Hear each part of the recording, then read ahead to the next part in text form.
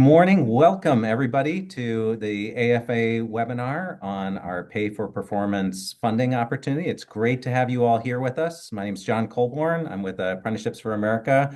We're going to give ourselves about 30 seconds more as we still have people coming onto the call here. It's great to see some familiar faces and a lot of new faces. Or not faces, we don't see many faces today, names anyway. So great to have you all on. And since we have over 100 people on this webinar, we obviously aren't going to do introductions, but maybe just if you're willing to share, put into the chat your name and the organization that you represent, that would be great. We'll give it just a couple seconds more and get started. Welcome to those who have just joined in the last few seconds here.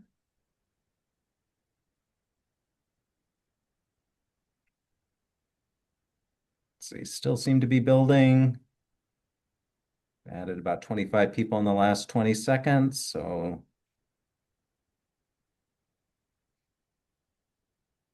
welcome to all who have just joined.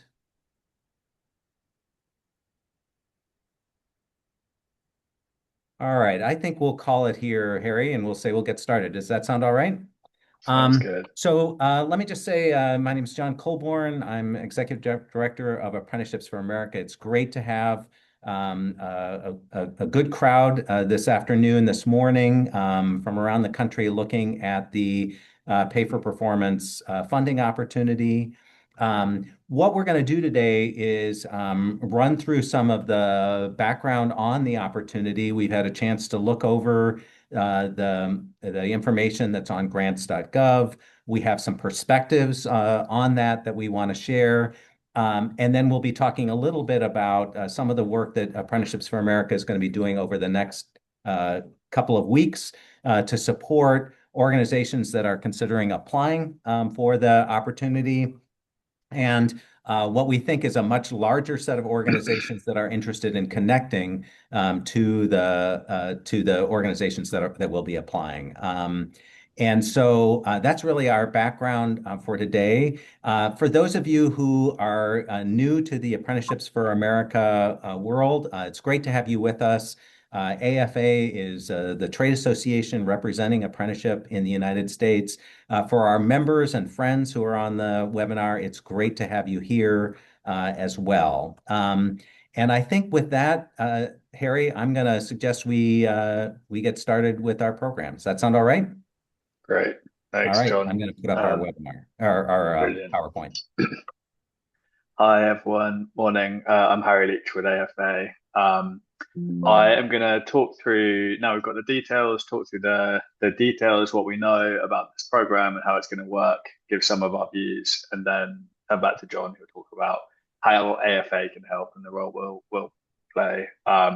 We'll probably take hopefully about 20 minutes, half an hour up front talking through, and then we'll open up for questions and discussion. But do put any questions in the sidebar as we're going along, and we'll try and come back. Cool. So, John, if we can start on slide 3, just starting with the broad outline of the program. So we've got a really clear goal here: grow apprenticeships by paying sponsors on a per apprentice basis. Like, great. It's very, very clear and direct what this is trying to do. We already knew this was 145 million available across a 4-year period. So that's about roughly half of DOL's annual apprenticeship budget. That's about 280 million. So it shows the kind of, the level of commitment to the program. It's a serious whack of the budget this year. How it's going to be distributed. So it's going to be in the form of cooperative agreements. They're going to make 5 awards, 4 going to be done on a sectoral basis, covering the 6 industries shown on this slide. And 1 is going to be a general award that covers every other industry not shown, with the exception of manufacturing, which is covered by a separate grant, the Arkansas Pay for Success grant. Just a small note on the sectors, industries here. The notice of funding availability makes it clear they're particularly keen on shipbuilding and defense. They really want to make an award there if there's a high quality bid. Um, and then also the AI, semiconductor, nuclear energy infrastructure category, they're viewing that as infrastructure across all three of those industries, as sort of, one conglomeration. So that's not covering, someone making AI tools. It's covering the underlying infrastructure. Um, and then the basic mechanics, this is a pay for performance fund dispersed by the grant holders on an apprentice basis. DOL have made it clear that 85% of the funding, so a touch over 120 million, has to go directly to program sponsors. We're really pleased to see this. We've put this in our recommendations to DOL. It's sponsors. It's important to incentivize sponsors rather than employers, so you kind of bring intermediaries into the game. On to the next slide, looking at some of the details. So the first intricacy that's worth us spending a bit of time on, DOL specified that the funding is only for new apprentices. Only new apprentices are eligible for payments. This makes sense to us. You don't want to pay for dead weight for existing apprentices. It's understandable. I mean, the money will go further. Ultimately, in the long run, we want a funding model that covers all apprentices, but you can see the logic here. But it does introduce some complexity that makes it a little bit tricky. So this slide sets out how this works. A new apprentice isn't necessarily every apprentice that is newly registered. It is how they're defining it for the purpose of this program is a new apprentice is an apprentice in a program where there's growth of above 25%. So the number of apprentices in the year you're looking for funding is 125% of the 3-year average enrollment of apprentices. So it's a bit easier to explain with the example we've got on the slide here. Let's say we have a business operations apprenticeship program. It's had 20 apprentices in the first year, grown steadily at 10 apprentices a year. That 3-year rolling average is 30%, 30 apprentices. 125% of that will be 37.5. That is the substantial growth threshold. So apprentices above that level are the ones who would receive incentive funding. It's not yet clear, there's obviously more detail would need to be worked out how you account for we don't need to fund half an apprentice. Moving on to the next slide. There's a few more bits and pieces that are specified in the NOPA that are worth us going over. I mentioned that up front, DOL were clear 85% of the fund has got to go to incentives for program sponsors. That means up to 15% can be used for other costs. Some of these are specified, or they give examples of some of these other costs, administration, staffing, marketing, that sort of thing. They have made it clear that payments can only be made after an apprentice is enrolled for at least 90 days. Again, we think this is sensible. And in other work we've done on pay for success models, we often see this. It stops making a payment for an apprentice that drops out too soon. So it stops a kind of waste there. I think the vast majority of apprentices drop out after before about 60 days. So 90 days is a fair trigger point for that. And then they will have also said that grantees can choose to use other progression benchmarks to trigger a payment beyond that 90 days. So you could use retention for a specific period, say a year, or completion as the apprentice. That could also trigger a payment. They will have set out the maximum amounts for each award. So in category 1, those industry specific grants, the maximum is 6,000 per apprentice. In category 2, that covers every other industry that's about scaling in general, the amount is 3,000 per apprentice. And then one slightly unique feature on the category 2 grant, so the grant that is for scaling in every other industry that's not included. DOL has specified that payments have got to be made in batches. So you're not making a payment per apprentice. You're waiting for 5, 10 apprentices, then you're making the payment in a group. They've specified a minimum batch size is 3, but it's up to the grantees to work out the detail. Our assumption here is, this is just an opportunity to test the model. Is that a more efficient way of running a system? Um, Again, just giving an example of what this could look like. So if you go back to that category 1 industry specific grant, I could choose to make one payment after 90 days enrollment of 4,000. I then trigger another payment of 1,000 when I hit that retention point of 1 year, to hit 5,000 total per apprentice, but with 2 payments at different points. So beyond that 90 days, there is flexibility for the grantee to work out exactly how that's going to work. On to the next slide. So we're just going to talk quickly through the mechanics of the grant. We'll send these slides around so everyone's got them, and the links, we'll put them on our website so everyone's got the links and crucial info. I'm going to run through this bit pretty quickly.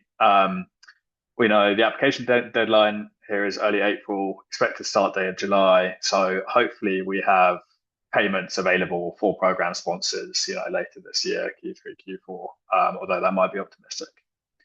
In terms of who can apply, so the kind of eligible applicants is pretty broad. It can be states, territories, national industry groups, labor groups, intermediaries, consultants.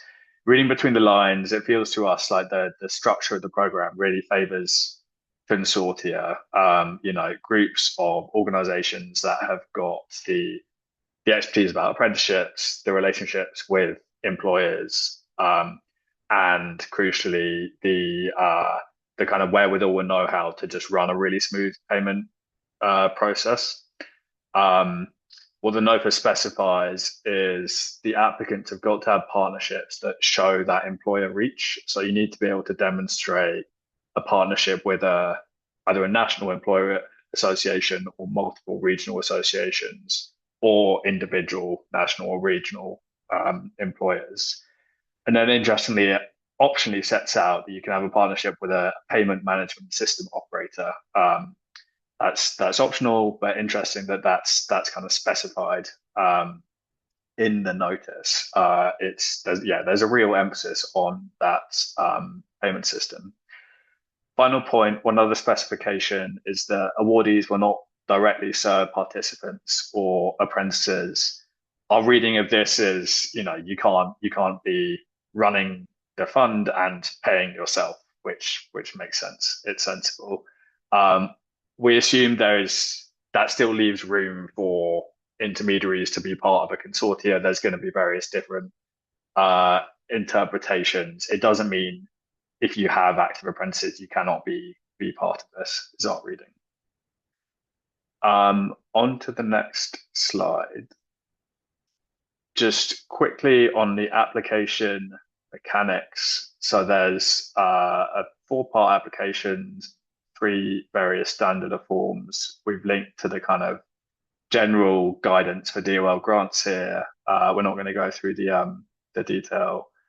And also to flag, there's a video coming from DOL that will be the kind of official guidance for this grant. On the next slide, I just want to talk a bit through the scoring mechanism. So this slide just lays out all the different elements that are being scored, how it's going to work. It's interesting that 50% of it is for the 2 bits flagged in purple here. So the kind of explanation, the logic model behind the incentive proposal, and how applicants are going to run the payment management system. Those are the things that DOL really cares about. That's the bit that's really important in the application, running how the incentive model is constructed and how those payments are going to be managed. Cool. On to the next slide. So just going to talk through our views, our sort of high level interpretation and take on this. Overall, AFA has been advocated for pay for apprenticeship funding on a per apprentice basis for a long time. So we're really happy to see that it's being adopted federally. We've also got, a few states that are expanding their own pay for success models. This is the kind of accepted way of funding apprenticeship internationally. It's a key part of getting the right incentives and structures in the system that are gonna enable scale. It's building a system rather than picking individual winners. So overall, real great move in the right direction. Um, on the specifics, we're happy in particular to see that we've got the right incentive, right emphasis on funding program sponsors rather than the kind of slightly blunter employer incentives. That recognizes the intermediary role. We think this should work as a good incentive for group sponsorship, which is absolutely key to scale. And it's also, we haven't got strings attached. It's not looking to pay for specific activity. It recognizes like there's various different diverse things that intermediaries and group sponsors are doing here, which is good. And then other good news, there's a real emphasis on data and evaluation. It's highlighted in the announcement as an eligible cost. There's lots of other language that emphasizes kind of experimentation and evaluation. That's really good to see. Like we should definitely be seeing this as an opportunity to pilot and test things. We're going to have 5 different ways of distributing money here, different amounts, different industries. This should give us a lot of information about what works and what doesn't work, and what a kind of mature long-term approach should look like. On a flip side, on the next slide, the first thing to say is, the amount of funding, 145 million is a really significant part of the money that's being spent federally on apprenticeship right now. But in the grand scheme of things, it's kind of inconsequential. It pales in comparison to what's needed. So this is a 4-year fund. If you took, a per apprentice fee of around 5 grand, this means it's going to cover about 30,000 new apprentices. That's around 20% of what's needed to get us from now to 1 million apprentices. So, this needs a few more zeros on the end to be a really serious attempt at scale in itself. Instead, we should be thinking about this as still very much in the pilot phase. A similar point, 4 years is great. We've got a lot of apprentice programs that are longer than 4 years. If we're going to have a system where you've really got this that works as a kind of incentive to be able to scale up intermediaries, expand your operations, hire staff, full-time recruiting apprentices, we need the stability of permanent sort of long-term funding, rather than time limited. And then final point, just on the kind of detail of how this is set up. The overall, we think this is fairly sensible, fairly simple per apprentice basis funding. The one bit that's complicated is that growth threshold calculation that we talked about earlier. That you've got to make a calculation for existing programs about who's going to be funded. It's complex and it's a bit unhelpful because on the flip side, every new program will be eligible for payments. We think there might be a bit of a perverse incentive there for sponsors to register and start new programs, rather than expand existing ones, which essentially means that you could just, a lot of people could be choosing to go through 6 months of development work to access the funding, where you could have expanded an existing program. But it's just going to be easier to access funding in that way. On to the next slide. Final bit from me before I pass back to John. We just wanted to share some resources that we've got that look at best practice on pay for success funding. So the first one is a brief that we did recently with our partners, the American Forward Coalition, that outlines some considerations for how you should set up pilots to test this kind of funding approach. The second one is a chapter we did in the book last year. It outlines like a model kind of AFA's proposal for how pay for success funds should look like. And then the third one is a memo that just has some of the kind of policy background and why we think this is so important. we've looked at, various different state models. So California have been running a very similar version of this fund for the last 3 years. They've just entered their fourth year of funding. Maryland has also got a fund. There's about 6 or 7 states across the country that have a version of a pay for success, pay for performance friendship fund. The lessons we draw out from those examples and from international examples are listed on the slide. First one, simplicity is key. Having that, just being able to go to a sponsor and being really clear about that this is what you're going to get. It's consistent, it's simple, per apprentice amount. Having that clear communication is really important. Second one, where we've seen states especially do a good job of this, is where they've used their existing processes for the kind of validations of payments. So, in California, you only have to register once. You're not then having to kind of go back and prove that you've got all these apprentices to then access your funding. There's a Can very I have the simple application spicy process. deluxe? So just muting that. Third point, predictability, longevity, being able to know what you're going to get year on year is very important. Every apprenticeship is a multi-year program, pretty much. Some of them can be really, really long.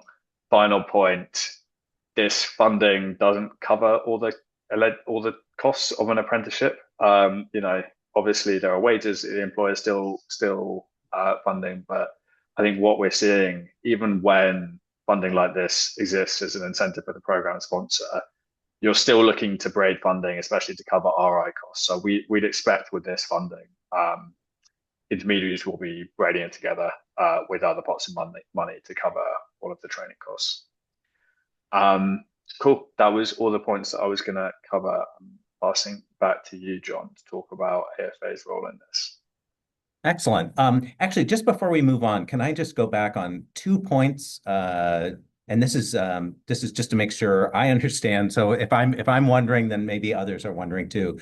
Under the substantial growth idea, so the chart you're showing here, Harry, the idea is if a program has been in existence previous to the award of a pay for performance grant, that would be like years 1, 2, 3 before.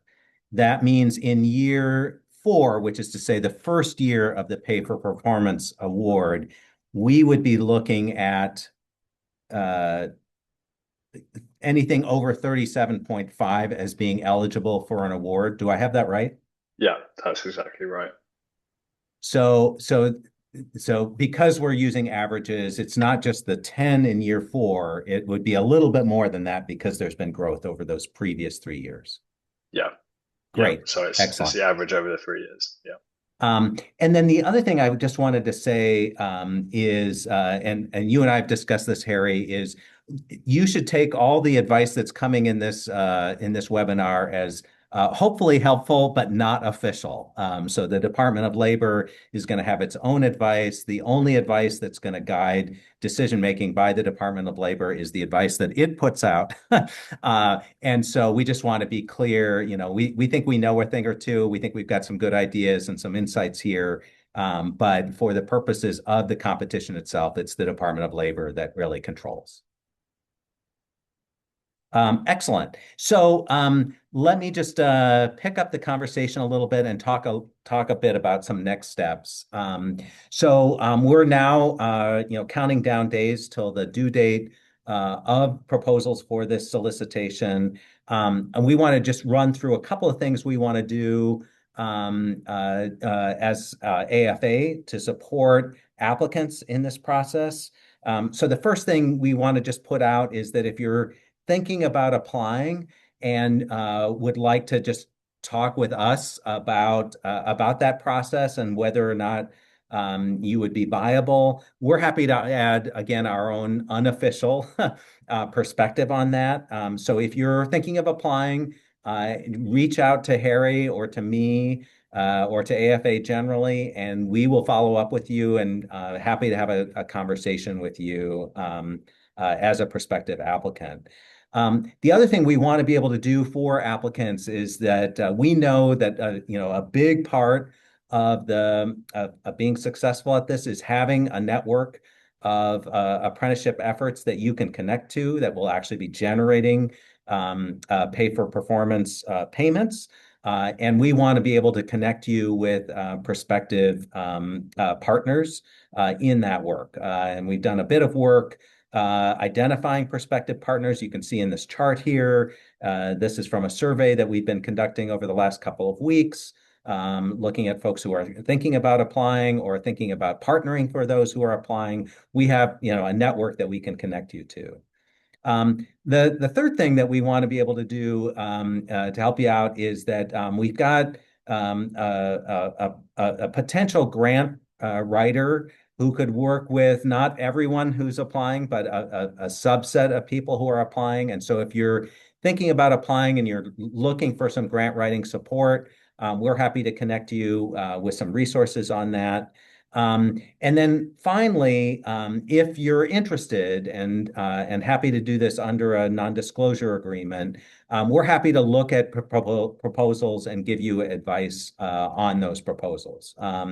And as part of that, also happy to separately or as part of that, provide a letter of support for that work. For if you're not thinking about applying, but are interested in connecting to prospective applicants as part of their network, we certainly want to connect you to those applicants, and so encourage you to, if you haven't already, to add your name to our survey form so that we can include you as a prospective partner to prime applicants. I also want to just say that for grantees, and again, completely optionally, but we think AFA has some capabilities that may be helpful to you as you are moving forward with a project under the solicitation. You can see here, AFA has a very active communications function. We have some convening that we do around our summit and around webinars. We think we have a good handle on collecting and synthesizing feedback from the field for partners to use as they are rolling out their apprenticeship pay for performance efforts. And we definitely are connecting to policy and broader practice in the field, and want to be able to put that to work for you. And then finally, we have a very extensive apprenticeship consultants network that we think could be leveraged for support around this work. So if you're thinking about applying and any of this is of interest to you, we're happy to talk with you about how we can provide these as part of your proposal and as part of our letter of support. So the last thing I wanted to just say is some immediate next steps that are in front of us here. First off, some of you have asked, we are happy to talk, we'll be happy to share this slideshow out to the group here so that you have access to the links and so on. And I'm also going to ask Harry if you can post some of those links into the chat. That would be great. And then we've got a set of roundtables that we're going to be doing over the course of the next 6 to 8 days here, basically starting tomorrow, where we're bringing together folks who are interested in these subsector or these sector-focused aspects of the solicitation as a way to bring together prospective applicants and partners for a conversation around what would be effective in those sectors. So starting tomorrow at noon, we have a webinar that's going to look at the AI plus sector, and then continuing almost every day. I think it is actually every day until the middle of next week, where we've run through each one of these efforts. I'll just say these roundtable conversations, we will be taking notes, but they will not be on video, and we will not be sharing video for those. So you really need to participate if you want to participate. You have to be there to participate. There's a sign up link for that. Honestly, just go to our website and click on the events tab. All of those webinars are available there. I think with that, we want to turn this now over to some question asking and give folks a chance to yeah, I'm sorry, stop the share here. Give folks a chance to ask questions. You can do it in the chat. You can also just raise your hand and jump on the conversation here. Anyone want to lead us off into a question?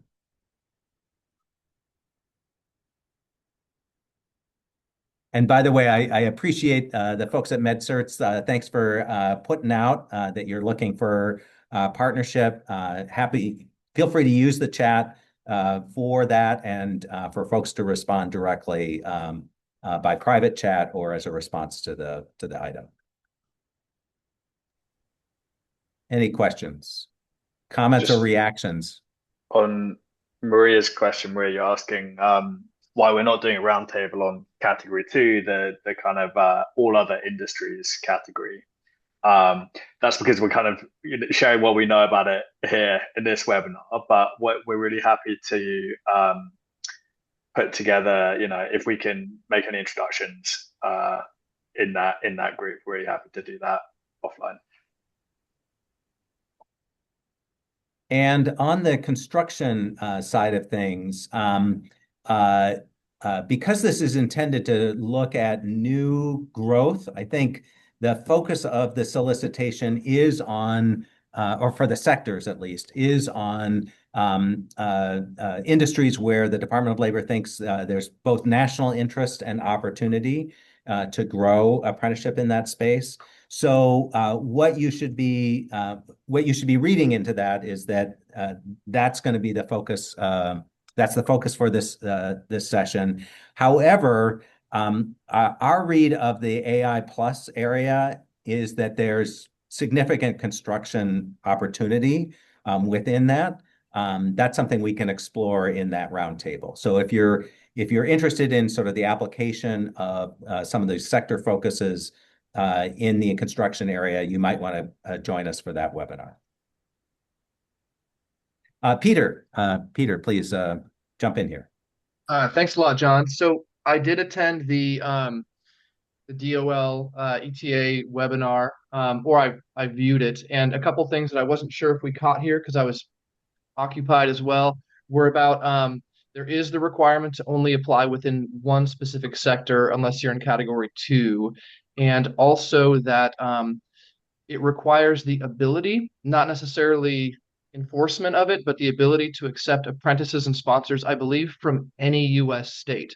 And the other thing I wanted to ask your impression of is there's different levels of kind of partnership requirements in terms of the volume and capacity of partnerships at, I want to say, two or three different tiers. And you may have covered it, but I'm just wondering if we can kind of review some of those potential requirements again. Yeah. So first off, thanks for calling out those two pieces. Yes, a national footprint is I think expected is the word they use in the NOFA. And so very helpful to put that out there so that we're clear on that. Harry, can you speak to the tiers of partnership? Yeah, sure. So I think the requirement in the NOFA is that every applicant has got to have at least one of four different groups of partnership. So the first one can be a national industry association that covers at least 30 states or territories, or three regional industry associations that cover at least three states each, or three national employers that each have employees in at least 30 states, or sorry, let me check, five regional employers that each cover at least three states. So you have to have one of those different groups. So, the aim is you need to demonstrate your reach with employers, but there are those four different routes that you can prove it and show it. Does that cover your question, Peter? Does that square, Peter, with what you were hearing in the webinar? Yeah. In fact, I appreciate Harry that you brought up again in terms of like the employers that have sort of a national scope or a regional presence or those kind of things too. Um, and then one other piece that I recall from the webinar is that sort of the accounting and payment system has to be highly detailed in terms of the implementation process for those payments. And I know we just went over that, but there's still some kind of opaque language in there that I'm trying to process. Yeah, I mean, I think from the just from the points awards, you can see there's a very high premium on having some specificity and capacity around that. So I would just say if you're an organization that's thinking about applying and you're looking to develop a payment system around this, I think you're going to be challenged to be competitive. Um, However, there seems to be, in fact, an encouragement to think about using a partner for that work. And so, encourage you to be thinking about, is there a partner who's got, strong administrative capacity, high volume of payments, a lot of experience in this space, who can do the work. So my guess is, as you're doing your internal assessment about your viability here, you should probably start from the payment system and ask yourself, do you have that capacity? And if the answer is no, and you don't have a ready line on a partnership capacity that would get you there, we would be very cautious about spending a lot of time on this solicitation. That's certainly been the tenor of the conversations we've been having with folks. Shari. Yes, thank you for this webinar. And I have two questions. One is, Harry, you mentioned about sponsors and not paying for yourself. So if you can clarify, if you are a sponsor, but you're writing the grant, are you indicating that then any of those apprenticeships that you as the sponsor would have would not be refundable? That's the one question. And the second question is on the growth calculation.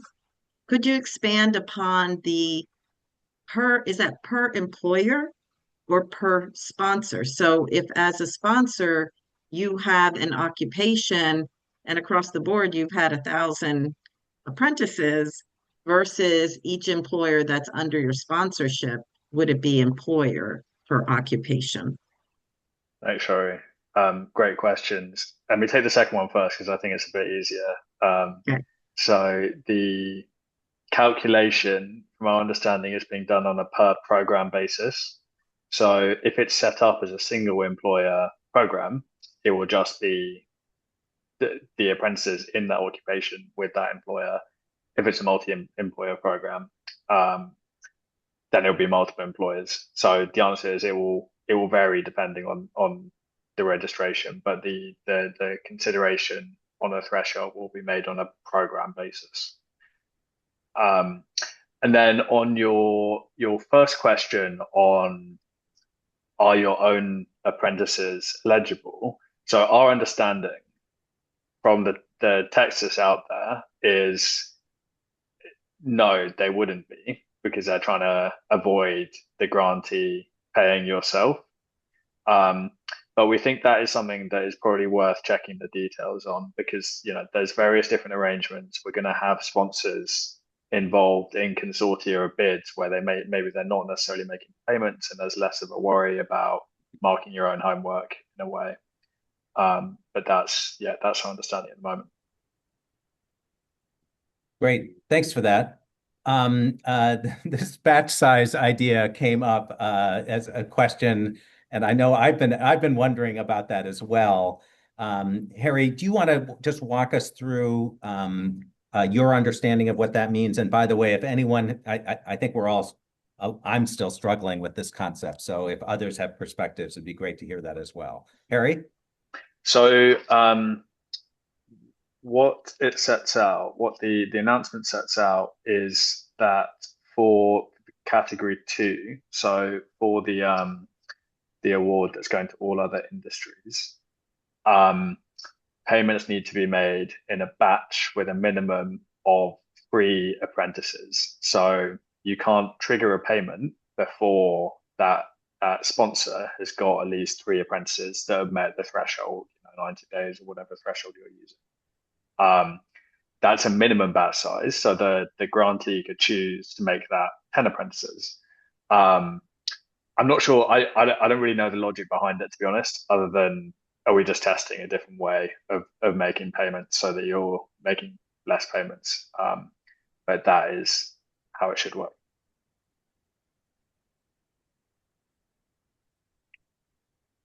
Anybody want to add their own perspective on this as we're thinking this through? This is Russ Davis. Can you hear me? Oh, hey, Russ. Yeah, we can hear you. Welcome. Hey, thank you. My I asked that question because uh, we have possibly folks that may be a smaller company, maybe 1 or 2 apprentices or whatever. And so, are we blocking our smaller companies out from getting involved here? Because I know from being a past state director here in Michigan, we have to start somewhere. And we start with companies or 1 or 2 apprentices. The next year they put on 3 or 4 more. They add an occupation. The next thing you know, we've got 10, 15, 20 apprentices. But if you say, you got to start with 3, they'll say, thanks, but no thanks. Yeah. I question this a little bit. Thank So you. I see where you're going with that, Russ. I think what this is getting at is um, it wouldn't necessarily stop a small employer from being involved, but it incentivizes an intermediary to agglomerate that demand and act as a group sponsor. So if you had 2 or 3 small employers who each have an apprentice, the sponsor would get the award if they have a group sponsor, so an intermediary is sponsoring on behalf of the employer. So I actually think that batch might act as an incentive for group sponsors in a way. Which we think is an advantage for small businesses. So they're not each going through a registration process and coming up with a new program themselves. So could we lump them together? If we were an intermediary, could we lump the 1 and 2s together so we had over a batch of 3? Yeah, Question. yeah, Okay, we think so. I understand. Okay. Thank you very much. Appreciate it. Thank you, Russ, for the question. Any other questions from the group? I also appreciate folks using the chat to solicit partnership or ideas. So please use the chat and do follow-ups in the chat if that's of interest there. Any other questions, comments on the proposal? We've got a few questions in the chat, John, that Oh yeah, I might great. just try and rattle through. Sean, you've asked AI and healthcare opportunities. So in the categories, there's one category that is IT that we assume will contain a lot of AI occupations, and there's a healthcare category. So yeah, those will definitely be covered. Mary, you've asked whether we have any early lessons learned from Arkansas. I mean, it's very early in that program, so it's very early to say. I guess one point I'd say is, we definitely have a need for employer incentives in the system. That is a helpful thing. I think we probably favor this approach as a PFP model where the sponsor's getting the money because we need that to kind of encourage and build up that intermediary infrastructure before you're trying to kind of go a step further and further incentivize employers. Cameron is asking, is this braidable with Workforce Pell?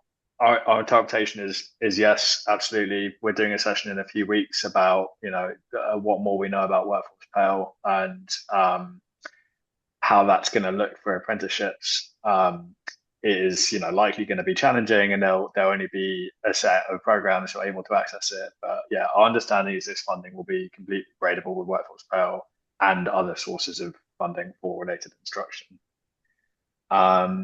Matthew's asked about the 125 growth for existing programs, whether that's a rolling target.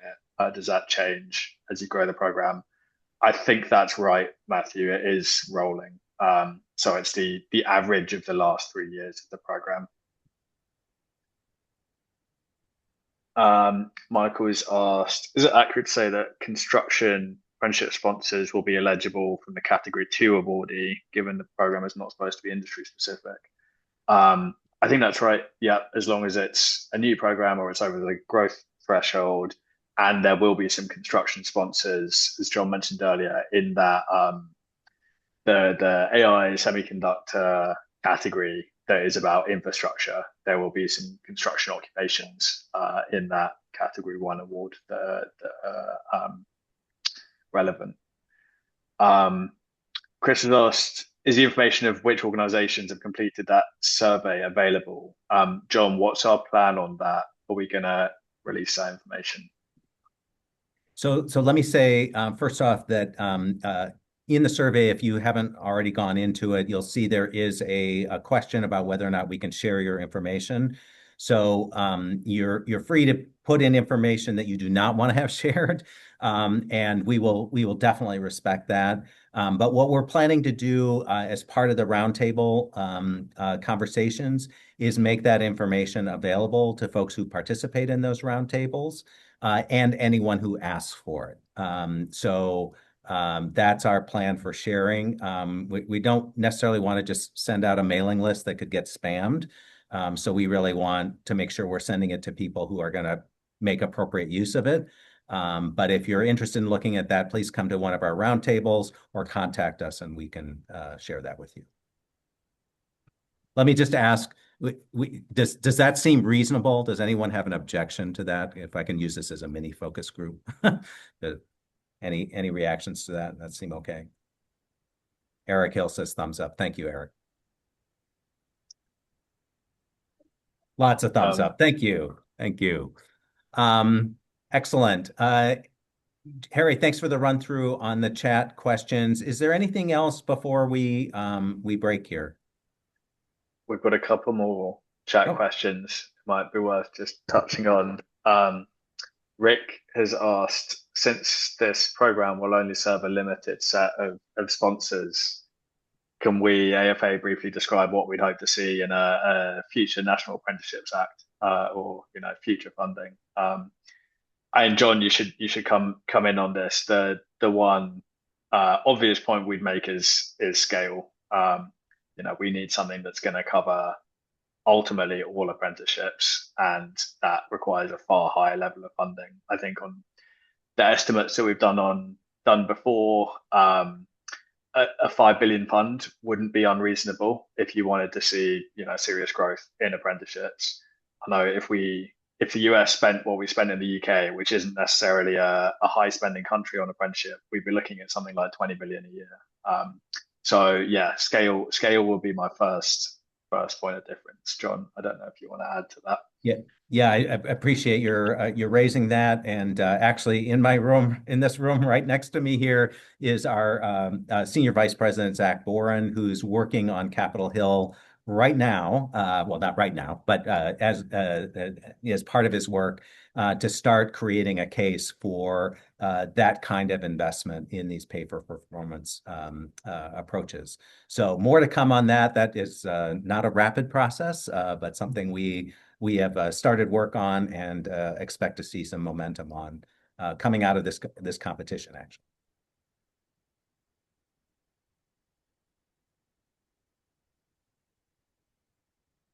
Any other questions we should take on in the chat here, Harry? I think we've got. Sorry, just give me 1 second. I'm feeling like you did a pretty good job. Russ has put his hand up. Russ, have we Oh missed yeah, him? hey Russ, you're back.